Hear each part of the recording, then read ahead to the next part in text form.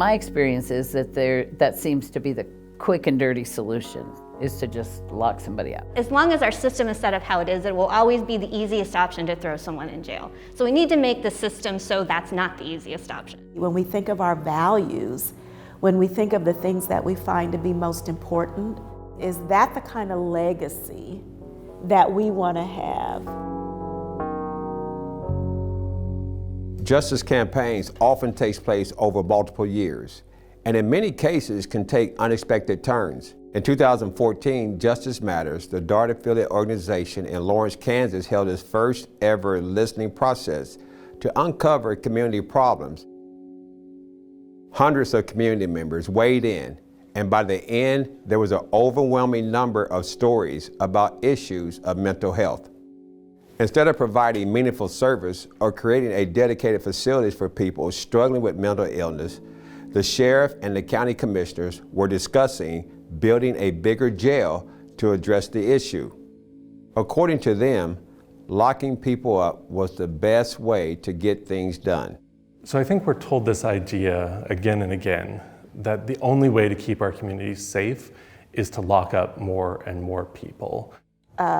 We heard that the county was wanting to increase the size of the jail. As people of faith, we were concerned the racial inequities in terms of more black and brown bodies being incarcerated. We were really concerned. Spring of 2015. At this point, Justice Matters research phase is well underway. A big part of the research for our organization is consulting real-world experts in order to surface tried and tested solutions to community problems. The team in Lawrence applied this strategy and learned about a recovery center in San Antonio, Texas. With a dozen public officials from Lawrence, they went to San Antonio to see for themselves.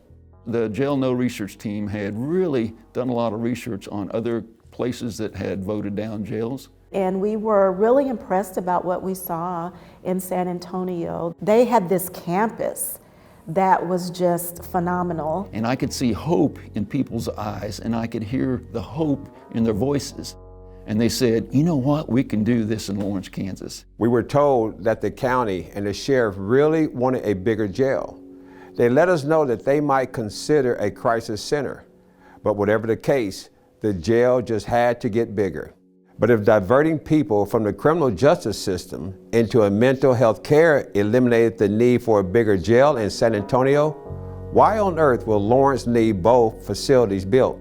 Even thinking about some other options, like, you know, we understand that you want to provide care, but can you also take a look at what it would look like to decrease the numbers? Like, what are some other options? What are some other alternatives? I would like to see people get the treatment and the support they need outside of the system. So they really need to be getting their drug treatment or their mental health treatment or whatever they need in the community. There are a lot of people in the system who want it to be different and who want to do better. It's not about having good people in place. Bad systems will still create bad outcomes, even if you have really good people who are trying to work within them. In 2015, at our first ever Nehemiah Assembly, we brought together the power of 1,700 people and we got some big wins.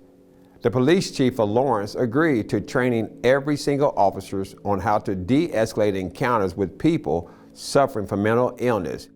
And the county commissioner said he would support the creation of a mental health crisis center. In 2015, a national report was published by the Vera Institute. The Vera Institute report found that the impact of incarceration was massive. Low-income folks who were locked up for as little as 2 days were much more likely to get stuck in the system than folks with more resources.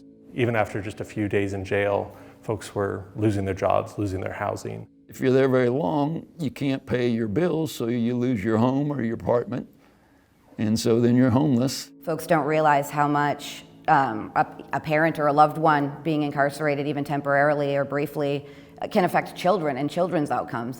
You end up just looking at the spiraling out of control. It's like ripples in a pond.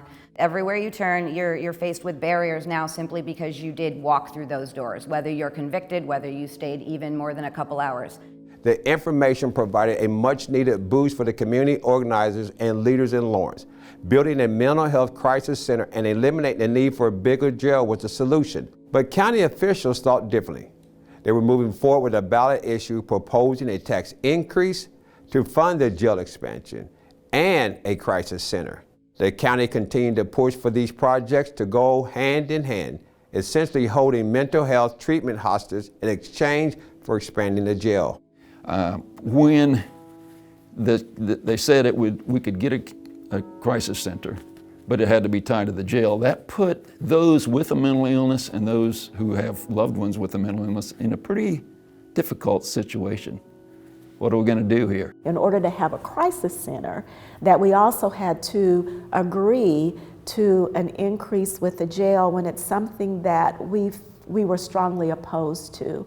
Folks were left with a simple choice. If they wanted the mental health crisis center, they had to bite the bullet and vote in favor of the jail expansion. Right? Wrong. Justice Matters knew that there was simply no need for a bigger jail. So with faith, they began to campaign for community support to vote against the project. As you see, we're right here in the Douglas County Judicial Law Enforcement Center. Once again, we're keeping you abreast of what's going on here in Lawrence, Kansas. Hi, my name is Deb Engstrom, and I'm with the First United Methodist Church congregation, part of Justice Matters. We all care about justice. We have a crowded jail. We plan to build a bigger one, and we're probably 7 months away from a vote on this issue. But this was a big risk. It was possible that without this measure, there would never be a chance to build a crisis center. In 2018, that ballot measure was voted down. There would be no jail expansion. We showed up.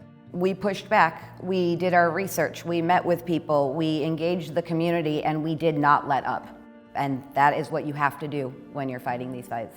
I would say I was blown away by Justice Matters' work on the Jail No campaign. So I was inspired, man. I was inspired just to see just the organizing that happened, just the people who stood up, shared their voice, stayed consistent with it, who were faithful. People in power in all kinds of situations, people in power sort of rely on other people just getting bored and going away or getting tired. And we just never fizzled out. We never went away. You show up, enough people show up, and they want the same thing, they're going to listen. This story is just one example of what ordinary people can accomplish when they organize around the things they believe in. It also illustrates how these campaigns can take years. This is why we need passionate organizers who are in it for the long haul and are willing to build the relationships necessary to make justice a reality. Justice Matters provides a vehicle for regular people like you and me to have a voice in decision-making processes and make a real difference in our communities. When we stand together, we are too powerful to be ignored. Choose to stand for justice with us by joining Justice Matters as a network member and getting involved in one of our ongoing campaigns.